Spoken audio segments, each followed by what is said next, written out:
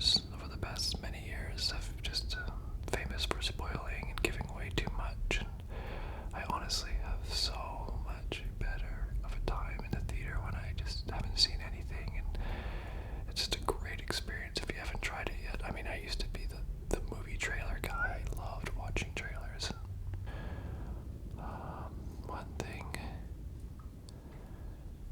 One thing I am excited about is that it has a $200 million budget, so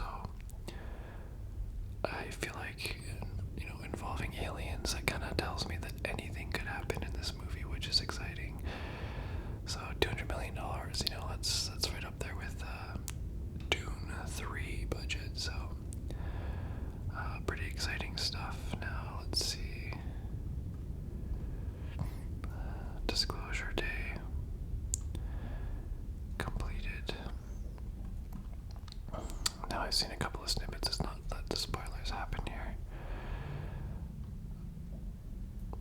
Writers David Kopp and Steven Spielberg, so he has a writing credit as well. That's cool.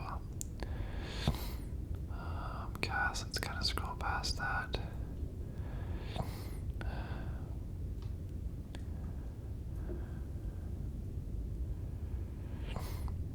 I have a feeling we're not gonna actually get aliens in here. I don't know. Is it just gonna be more about the idea of disclosure? I just don't want to spoil myself here. Emily Blunt, I'm a huge fan of, so I'm pretty excited about her. Let's see this poster.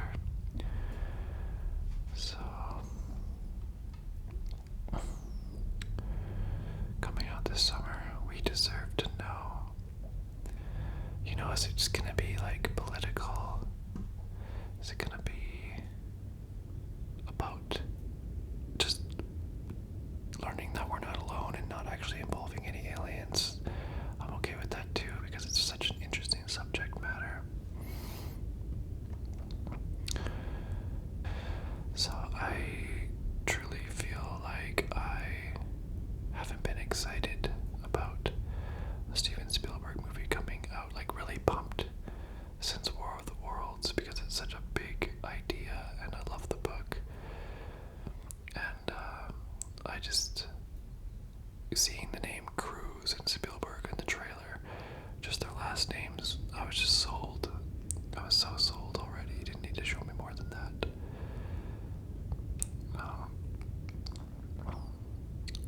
I'm not a huge fan of War of the Worlds. I really love the first act a lot.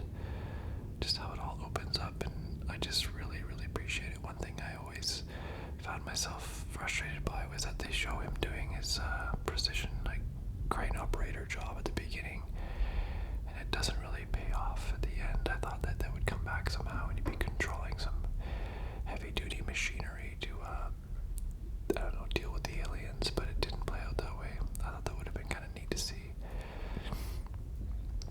I still really want to see a true to the book version of War of the Worlds, if all the movies have been different from the book. If you've never read the book, The War of the Worlds takes place in like the 1800s.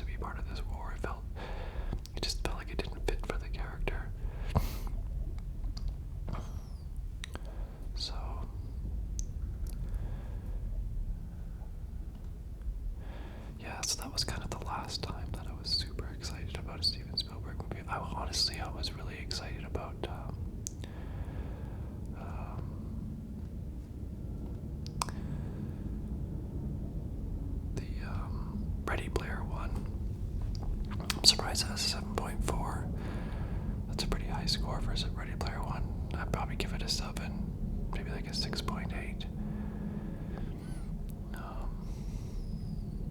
Yeah, I mean, look at his last few films here, like The Fabelmans. I love The Fabelmans. It's a great movie. Nice kind of feel-good movie overall. Some sad stuff in there, but 7.5. I just find that to be one of those kinds of movies that you can't really watch again, kind of a one-and-doneer. Music video. I'm gonna have to check that out. I didn't realize he did a music video in 2022. West Side Story. Did you guys see that one? I started watching. I think I saw the first 35 minutes, and it just wasn't for me. But I appreciated the quality of work and how it looked phenomenal.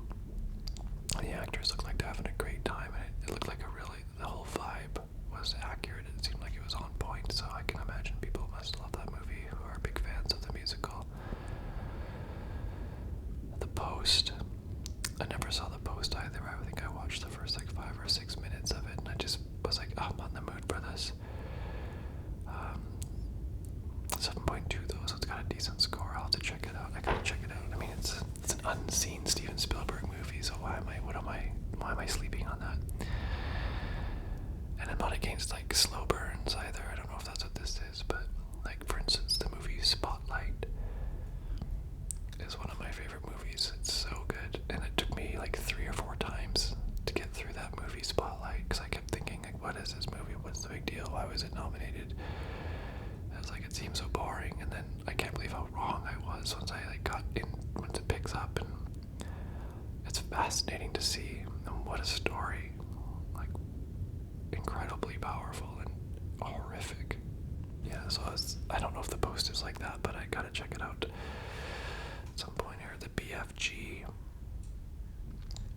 6.3. I just didn't like how this movie was looking. It just got that, I don't know, the BFG looks a little creepy to me, and the book when I was little, I always thought it was a little odd, and the artwork was creepy a little bit to me, so I just instantly didn't have a liking to it, so I never saw the BFG, but I'm not too interested in it either. Bridge of Spies. I liked it. Again, it was a one and done, I don't have a reason to watch that movie again. Maybe I will. Lincoln was good, but it's just, I did find it to be, the pacing of it felt very, very tiresome, and it's a bit of a slog to get through. But I gotta revisit it, honestly. I can't really make up my mind on it right now because it's been so long. And I've been thinking about it lately, though. Daniel Day-Lewis. He's got such a soft, gentle voice in that movie. It's interesting how he portrayed Lincoln. I guess that's, he obviously did his research. War Horse, I remember seeing that in the theater, and it's fine. I just never want to watch it again for some reason. The Adventures of Tintin, yeah, it's fine. Kingdom of the Crystal Skull. I kind of feel nostalgia for that movie now. It's just so silly and over the top and kind of ridiculous, and I do like it though. Munich was great, but you see what I mean though. He's such a great director, but his last run of many movies is just kind of sleeper hits, or kind of slow burns. And so anyway, I'm just really excited that Steven Spielberg is coming back to sci-fi. I hope he can stick around in sci-fi for a while, because I'd like to see more from him in this arena. Saving Private Ryan, man, what a good movie. I was pretty young when this came out, and I did see it in theater.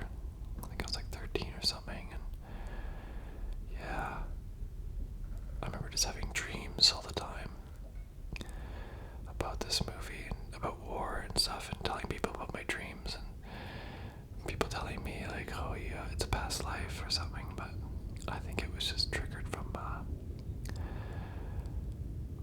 this movie kind of scarring me. Tom Sizemore, I miss that guy. I wish he was still around. He always kind of brought a little magic to the screen.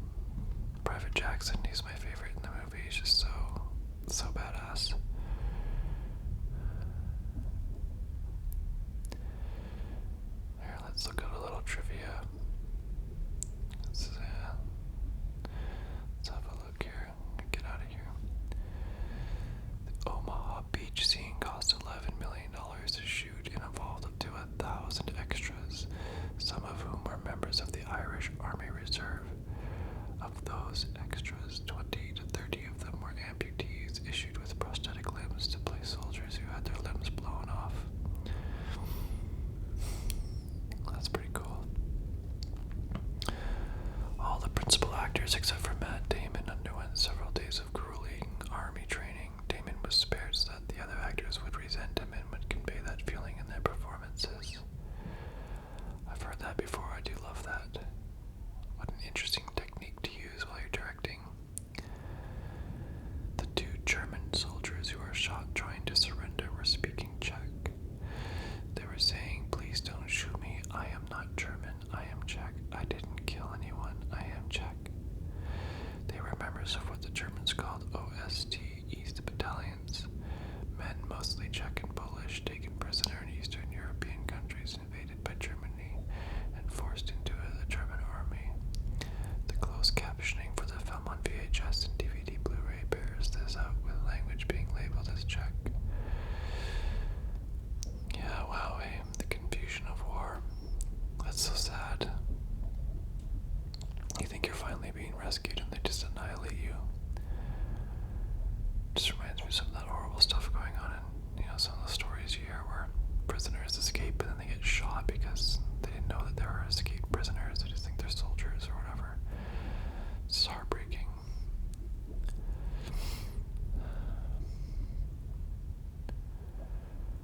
Steven Spielberg cast Matt Damon as Private Ryan because he wanted an unknown actor with an all-American look. He did not know Damon would win an Oscar for Best Screenplay and be nominated for an Oscar for Best Actor for Hit Couple Hunting 1997 and become an overnight star before the film was released. That's so interesting. So Matt Damon was a nobody before he did. He was supposed to still be a nobody. That's so funny. Steven Spielberg's like, damn it, no, he's a bloody star.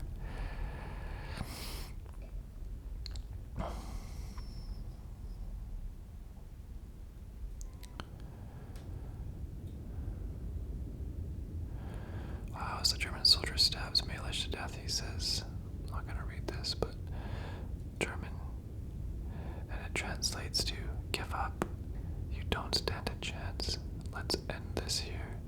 It will be easier for you. Much easier. You'll see it will be over quickly." The words are spoken in accent-free German. That moment in the movie is so unbelievably horrifying and scary and so frustrating because Oppum's in the staircase just slowly cowering his way up to the top, and it's like torture. It is torture to watch that. It's horrifying.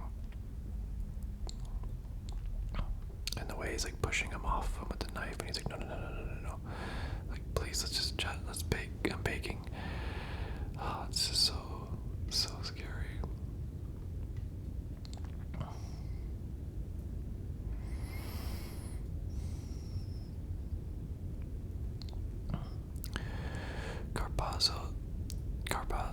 Caparzo's letter acts as a motif symbolizing how the soldiers honor their dead despite how many died, each soldier taking it of his own accord. Wade to Miller to Ryben displays his understanding of its significance. Since they do it without request, there is an unspoken need between the soldiers to deliver it, demonstrating their bond. Wade, in particular, makes a copy of it himself, understanding its importance to carry out his fellow soldier's dying wish. It's very cool. I do respect that a lot. Man, what a war.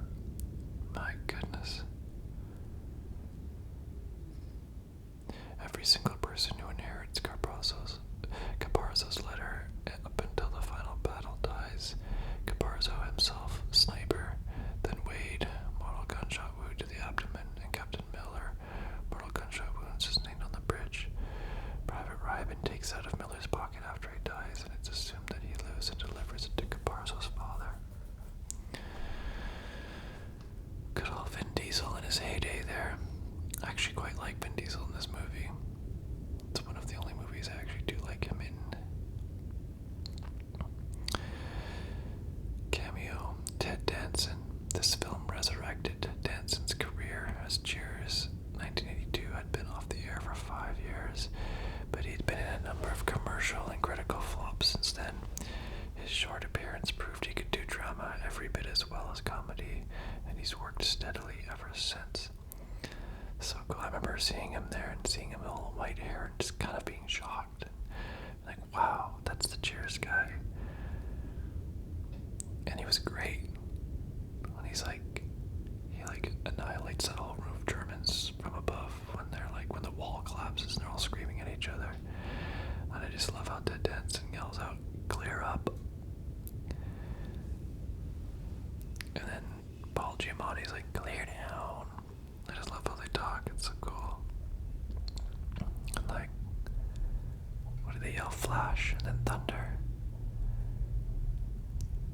Flash. Thunder. Flash. Thunder. Flash. Thunder.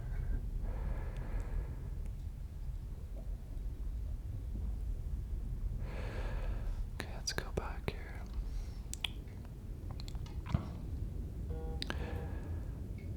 I do really hope that Disclosure Day isn't just like a talker. I do want some sci-fi fun. I mean, that's very selfish and greedy of me. Like, I want the movie to be this way, but you can have so much fun there with it. I hope it's a really fun ride. Steven Spielberg, eh? How old is Steven Spielberg now? 1946, December 18th, 1946. So he's like 80.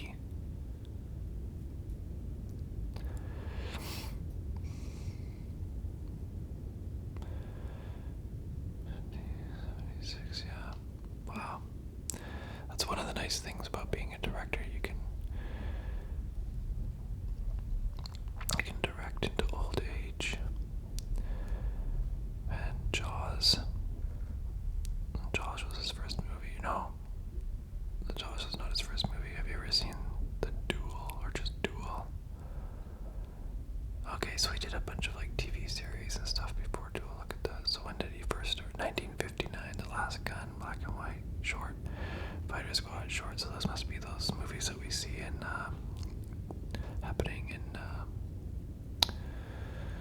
Fablemans. I should see if I can watch those and check them out. I'm curious how good those are.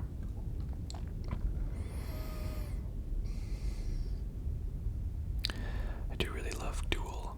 It has one of my favorite running shots in it. I'm a big fan of running shots, tracking running shots. I just love it. There's something very exciting about it to me. And yeah, tracking running shots. I do love the Tom Cruise ones, although I feel like they could always do a little better with the Tom Cruise ones. This Mission Impossible 3 has a great run.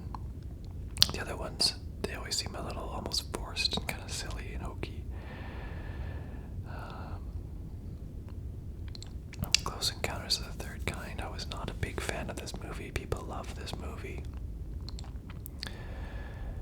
And I just, 7.6 is a pretty high score too. I don't know. Maybe I'm just out of my element with it, but I tried. I know I bought it on Blu-ray and watched it for the first time a couple years ago, and I was like, I don't get it. But maybe at the time, when that released, it was probably pretty mind-blowing. Pretty cool effects going on in there too. Raiders of the Lost Ark. Wasn't that George Lucas's idea originally? 8.4. I feel like this movie deserves like an 8.8. Let's look at some trivia here for Indiana Jones.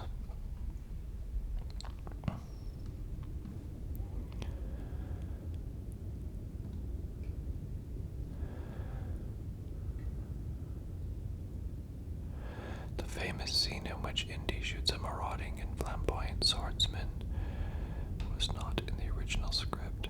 Harrison Ford was supposed to use his whip to get the sword out of his attacker's hands, but the food poisoning he and the rest of the crew had gotten made him too sick to perform the stunt. After several unsuccessful tries, Ford suggested shooting the sucker. Steven Spielberg immediately took him up on the idea, and the scene was successfully filmed. That's great. You would have thought that was a written, designed moment. And you know what? Now that you think about it, when you look at Harrison Ford in that moment, I think he does look rather sickly. He looks kind of worn out and kind of done. So that's interesting to hear that. While filming the snake scenes inside the Well of Souls, a python bit first assistant director David Tomlin's hand and wouldn't let go. Tomlin calmly asked someone to grab the python still attached to his hand by the tail and whip it so that the snap would send a wave up the snake's body and force it to let go. A stagehand did just that. The python released its bite from his hand,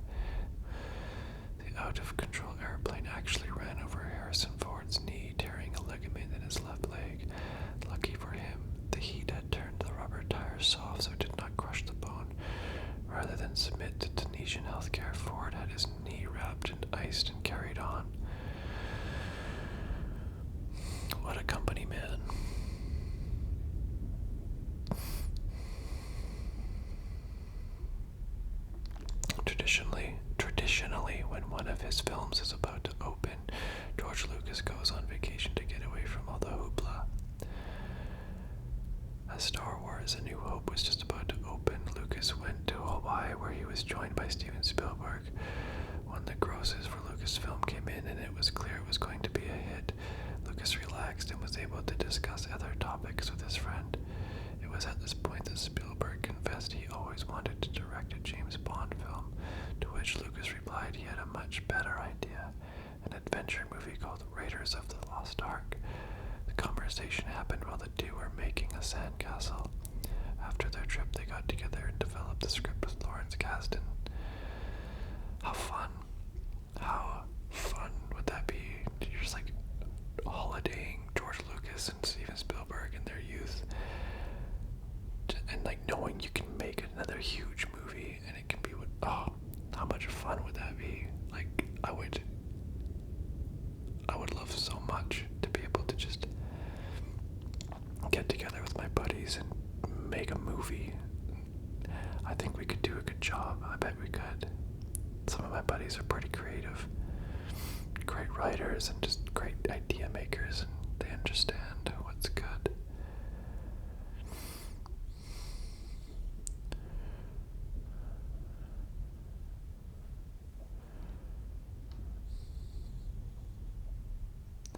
During the filming in Tunisia, nearly everyone in the cast and crew got sick except director Steven Spielberg.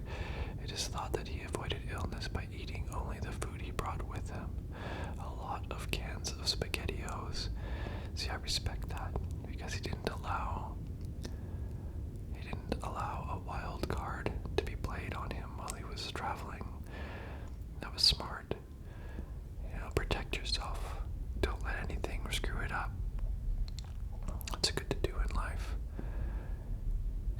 We had some construction going on here, and my partner Cindy had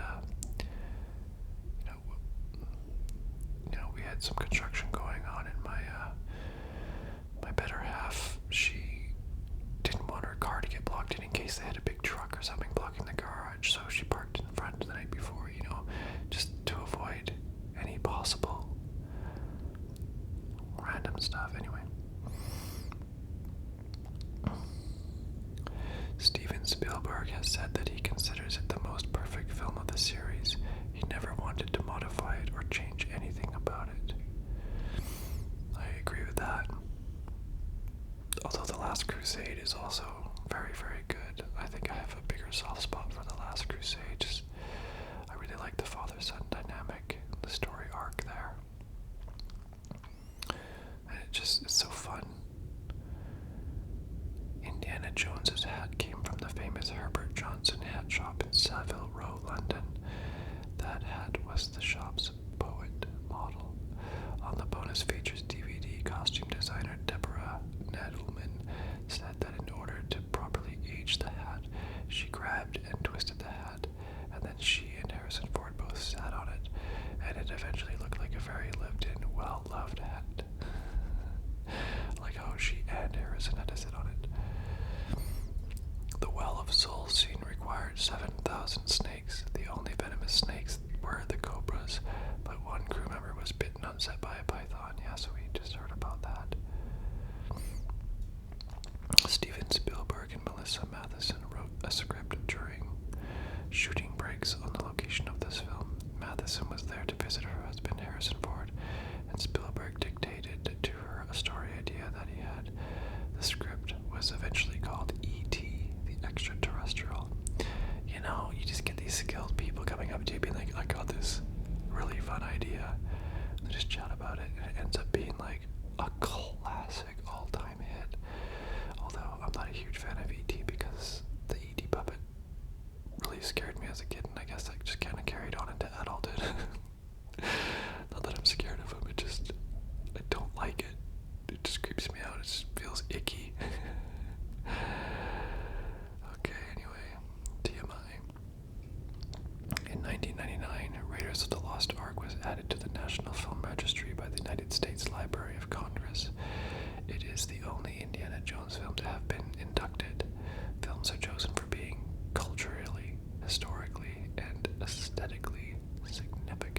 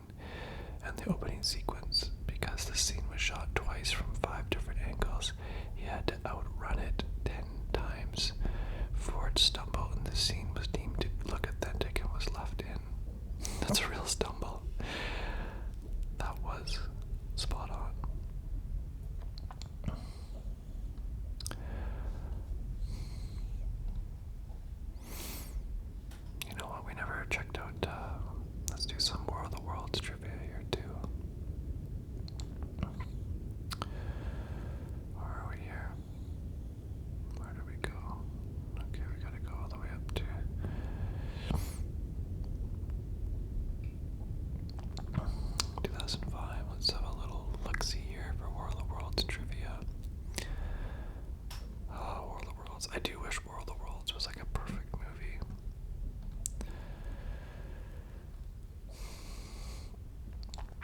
Okay.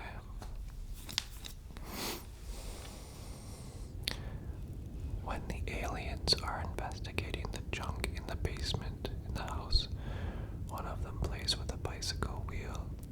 This is a reference to the original book. The main character observes that with all the advanced technology the aliens possess, they do not use any wheels, and wonders if the alien life form had skipped the invention of the wheel. I can't imagine a skipping of the wheel. It's too effective and it makes too much sense that it would be discovered. You know what I mean? I feel like the invention of the wheel is an undeniable part of, a gear. A rotating gear is a wheel, so like how could you not? In like the development of mechanics.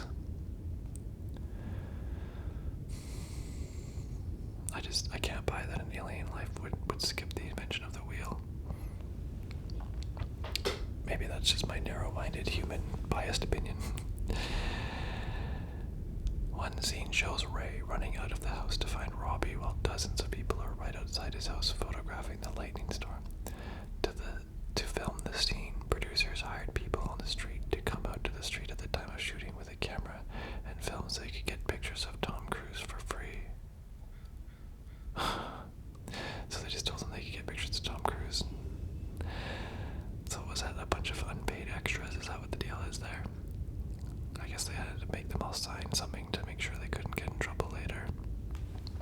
Of course they had to do that. You have to do that. During the filming of the underwater scenes where the ferry capsizes, director Steven Spielberg played a prank on Tom Cruise and Dakota Fanning by playing the dramatic music from Jaws. Also one of Steven Spielberg's films, threw the massive underwater speakers on the soundstage. That is hilarious. That memory must be like such a classic Hollywood moment. Underwater, you hear the Jaws music booming.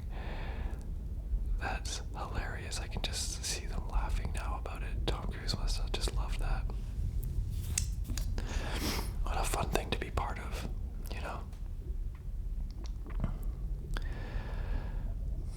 While filming nearby, Tom Cruise with a When filming nearby, Tom Cruise, along with a 20-member entourage, including Steven Spielberg, visited a Lexington, Virginia Dairy Queen. Cruise saw a jar on the counter with a photo of Ashley Flint and her story. Flint had been in a go-kart accident a few months earlier, leaving her family with a mountain of hospital bills. Cruise put $5,000 cash into the jar. Good guy.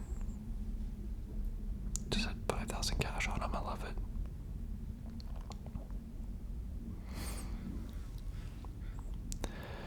The crew started filming only 7 months prior to the movie's release, after a pre-production phase that lasted a mere 3 months, almost half of a normal schedule. Wow, that explains a lot, actually. It feels like that. It feels like they had half the pre-production time. Oh man, if they had 6 months pre-production, I think the movie could have been a lot better. Filming was done for 72 days, spread over about 4 months, and in order to finish all 500 plus CGI effects in time, Steven Spielberg did all the big action scenes in the early stages of shooting. From start to release, the movie was basically finished in 10 months, an unusually short time for such a big special effects driven film. There you go. That's why not enough time spent on it. That's it. It just really does feel like that. It's kind of the same deal, although it's more extreme in this next example of the Hobbit movies and Lord of the Rings, both directed by Peter Jackson. The Lord of the Rings, he had a couple of years of pre-production. The Hobbit movies, he had 0 pre-production time. It matters. It matters so much. There's so many ideas that come up in the pre-production, things that will change the movie. There would have been things that they found out like 2 months later and been like, we have to change this or the movie won't work as well, and they would have changed it, they would have fixed it. I bet you they would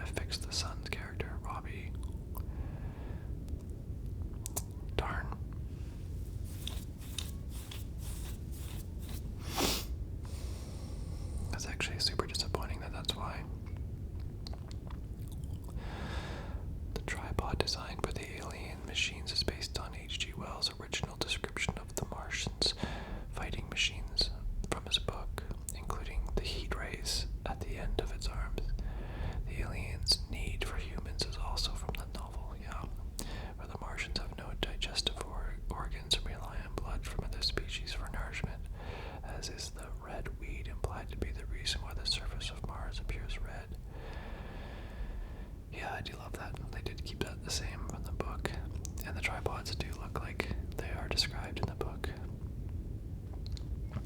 After hearing Steven Spielberg make a remark about how catastrophes brought out the best in people, David Koepp wrote the scene where Ray is forced to give up the van at gunpoint.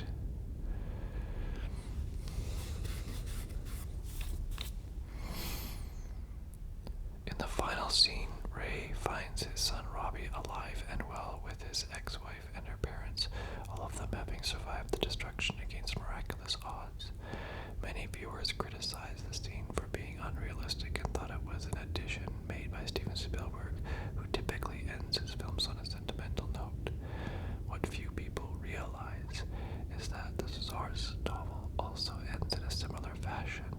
After the initial hostile encounters with the Martians, the unnamed narrator takes his wife to safety to another village and is then separated from her for the remainder of the novel. After many close calls with the Martians, he returns home, witnessing the immense destruction the Martians have caused. On his way, he also learns that the Martians destroyed a series of villages, including the narrator's hometown and the town where he left his wife, leading him to believe she is most likely among the casualties. When he returns to the ruins of his village at the end, he is surprised to find that his street and house have miraculously been spared, and his wife is alive and well, showing the capricious nature of the destruction. Yeah, I forgot about that. The aliens in this movie look strikingly similar to the aliens from Independence Day, 1996. Their appearance is also close to how the Martians are described in the source novel. Their body consists mainly of giant head with several thin protruding tentacles, and they need human blood as sustenance since they lack internal organs to digest food. The book's narrator theorizes that eons of evolution and reliance on technology have reduced their bodies to basically one big brain, while their trunk and other appendages have withered away as a result. The biggest difference is that the movie aliens can move quite easily on their own, whereas in the books their lack of sturdy limbs and Earth's higher gravity makes them sluggish and relatively immobile, so they need their machines to move. Like, how cool is that?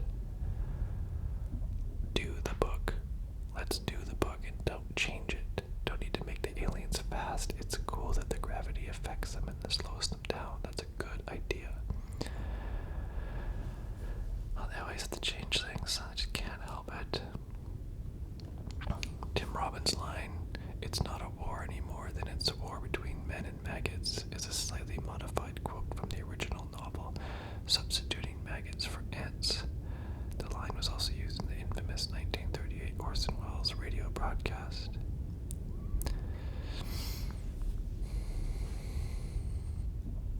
In addition, the news reporter's line, "Once they begin to move, no more news comes out of that area," is taken directly from War of the Worlds, 1953.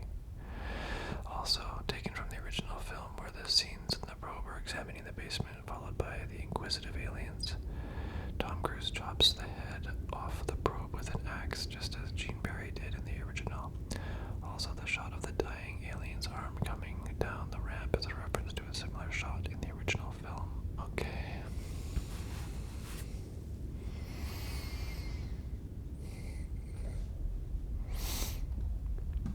Interesting.